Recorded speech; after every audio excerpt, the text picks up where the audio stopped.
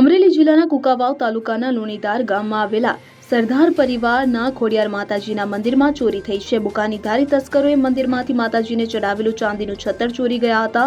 આ સમગ્ર ઘટના સીસીટીવી કેમેરામાં કેદ થઈ છે, જેના ફોટેજ સોશિયલ મીડિયા પર વાયરલ થયા છે. મળી આવતી માહિતી અનુસાર બે અજાણ્યા ઈસમો મોઢે બુકાની બાંધીને મંદિરમાં પ્રવેશ્યા હતા અને ચાંદીનું છત્તર ઉતારીને ફરાર થઈ ગયા હતા. ચોરીની જાણ થતાં વડિયા પોલીસ ઘટના સ્થળે પહોંચી હતી અને તપાસ હાથ ધરી હતી. જોકે ચોરી થયાના 24 કલાક વીતી ગયા હોવા છતાં હજુ સુધી પોલીસ સ્ટેશનમાં કોઈ એફઆઈઆર નોંધવામાં આવી નથી. માત્ર તપાસ ચાલી રહી છે. મંદિરમાં થયેલી ચોરીથી સેવકો અને દર્શનાર્થીઓમાં રોષનો માહોલ છે. ગ્રામજનો પોલીસ પેટ્રોલિંગ વધારવાની અને તસ્કરોને ઝડપી પાડવાની માંગ કરી રહ્યા છે.